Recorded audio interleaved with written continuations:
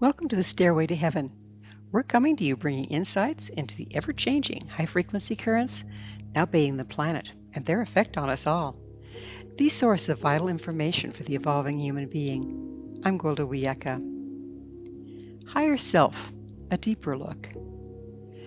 The concept of a higher self is nothing new. But what is a higher self and how do we speak to it? To understand the concept of a higher self, we need to go back to the moment of birth. When we were born into physical reality, we're moving from the higher frequency of spirit, or the unified field, to the lower one of physicality. This necessitates we break off from some of our natural frequency expression to accommodate becoming physical. The severance is so severe it results in amnesia. We totally forget who we were and what happened before we got here. However, we don't simply throw away the higher frequency aspects of ourselves. Instead, we leave an energetic trail, if you will. Some of our frequency that's too high to occupy the physical body remains in our energetic body or auric field. Frequencies that are higher yet form a continuum from our energetic body that eventually reaches and merges with the unified field. The higher self is not so much a persona as a frequency band running from the portion of us able to incarnate to the aspects of us that connect with the unified field. Those of us alive now came during lower frequency times, as the frequency on the planet has been steadily rising for generations.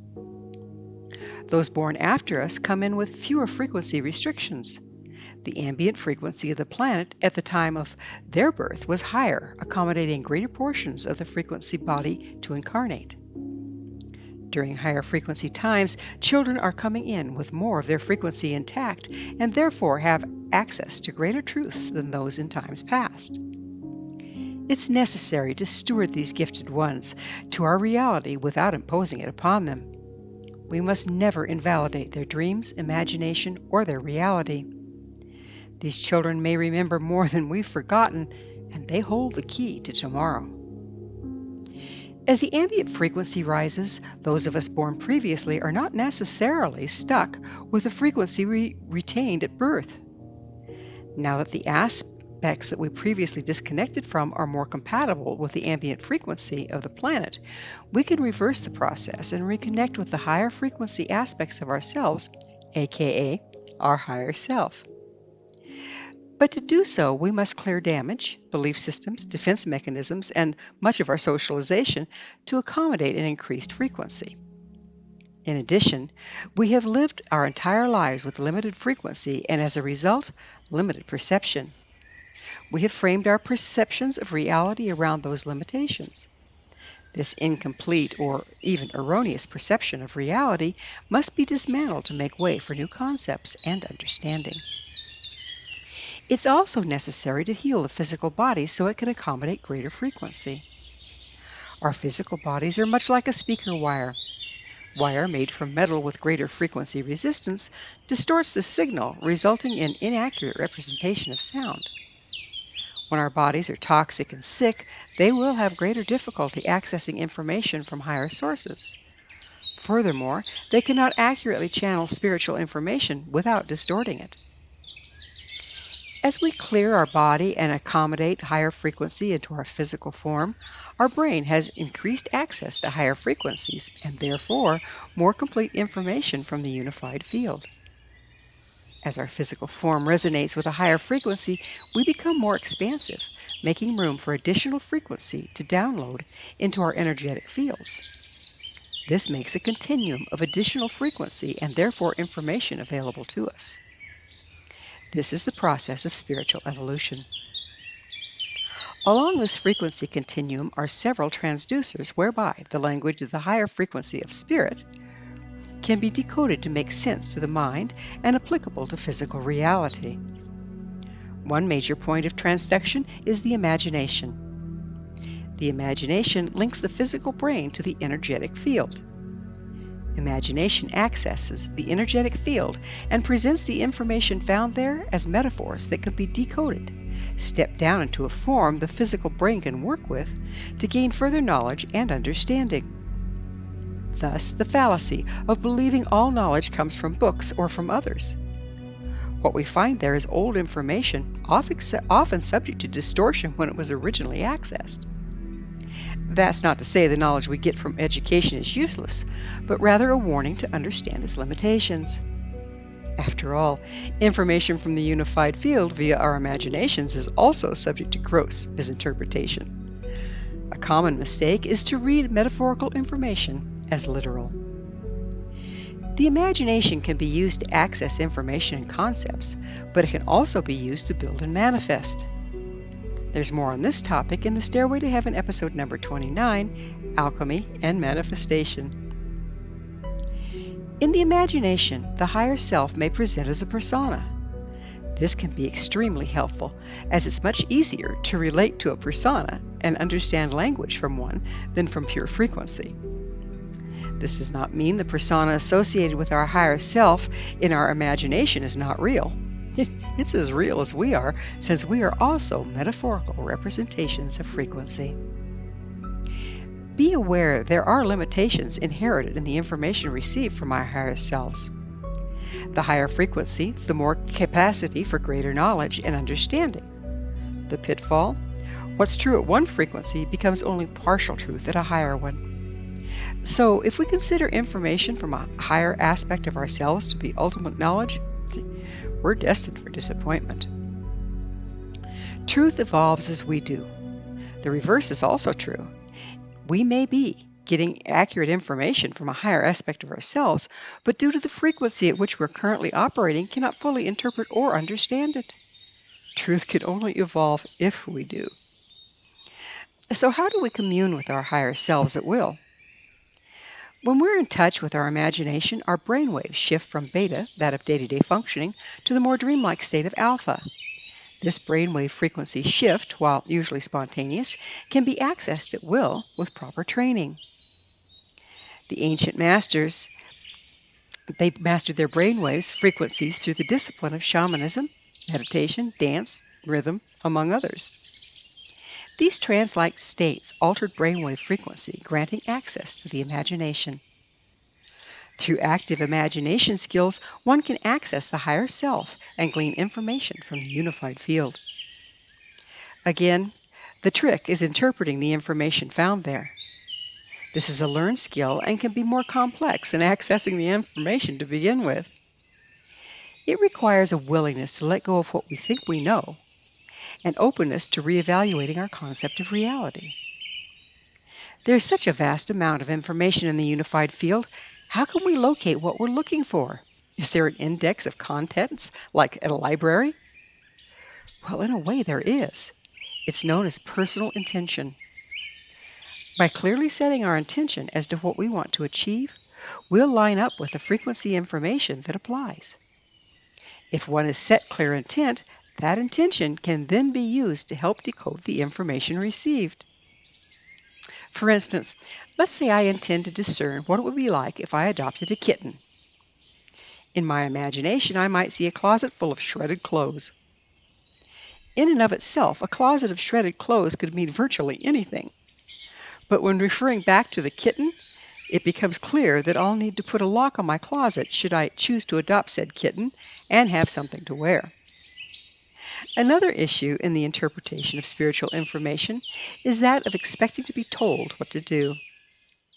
Frequency information is extremely useful in helping us consider options before making choices. It's not designed to make those choices for us. In the larger scheme of things, Spirit doesn't care if our clothes are shredded or not. That's a human concern. We are in human form, so these concerns are important to us. Therefore, it's important to understand Spirit will simply offer up potentials. It's up to us to manifest what we want from those possibilities. Through conscious connection with our higher selves, we can make more informed decisions. Higher selves do not have an agenda. If we set our intention to evolve and become all we can be this lifetime, the information we receive will be to that end. If, on the other hand, we have no interest in the personal work and processing required to evolve, Spirit will work within our limited reality and not rock our boat. The price we pay is to receive limited information, which is only true to a point. Communion with our higher selves requires the following: provision for healing and processing and the willingness to do so, a shamanic or meditative practice that enables us to alter our brainwaves at will, setting clear intention, accurate means of decoding spiritual information, ability to reframe our concept of reality to incorporate the additional information, and taking responsibility for our own choices and acting upon the information provided. When choosing to engage our higher self, some basic tools are needed. The first is a means to access the imagination at will. For this, you can use biofeedback or learn basic shamanic journey skills to access and recognize the alpha brainwave state. Use a journal to record your experience. Start by writing down your intention and a clear question for your higher self. Make sure the question does not require them to make a value judgment for you. Once you've accessed the dream state of alpha, remember all that passes through your imagination and journal it in detail. Don't try to make sense of it while you're in alpha. Simply record what you experience. Interpretation is a beta activity, so leave it until you return. Acquiring a good dream interpretation book and looking up all the symbols in your journal entry can help you learn the art of metaphor interpretation. Refer to the meaning back to your intention and question. Journal possible interpretations, but remain open. The information tends to deepen with time. Another method of accessing information channels is to sleep on it.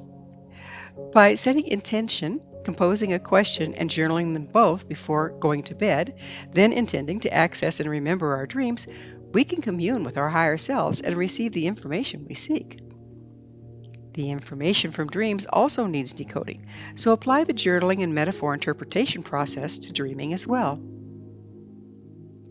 The more we enter the imagination to commune with our higher selves and take time to incorporate the data into our reality, we are in effect evolving our reality and with it, our personal frequency. By always leaving room for more data and deeper understanding instead of assuming that the position of having arrived, we're free to continue our evolution into consciousness. This process continues, we begin to incorporate greater bandwidths of our higher selves into our physical beings. There comes a point in this process where we may experience what some refer to as having a walk-in. There are many forms of walk-ins. The one we're addressing here occurs when the increased frequency present in our physical form accommodates so much of our spirit that our old identity passes away, giving way to a more conscious self. Walk-ins are not a one-time deal. When evolving, you're likely to experience a series of them. Some are small and hardly noticeable until one day you realize you simply do not view life or relate the same way you used to. Others are monumental, leaving one reeling in an identity crisis with an overwhelming sense of disorientation. Fortunately, this upheaval passes as we integrate the more expansive frequency and let go of judgments, misconceptions, and realities that do not jive with the higher frequency. We need to be prepared to possibly let go of old relationships that were based upon agreement in the old reality we're transcending. But take heart. Nature hates a vacuum. Before long, you'll draw new relationships based upon who you are becoming rather than who you have been. After all, our old identities were based on lifetime after lifetime of damage and low-frequency information. Rejoice in shedding who you're not and embracing your higher self. The future of our race depends upon it. Thank you for joining me, Gwilda Wiyaka, on the Stairway to Heaven, where we provide updates on the energetic currents facilitating our evolution into conscious, powerful co-creators. As I'm sure you've noticed, not only do the Stairway to Heaven episodes stand alone, but they weave together to form a map to evolution and personal empowerment as we enter the new era. To revisit this or any of our past episodes, visit our archives at www.stairwaytoheavenmedia.com.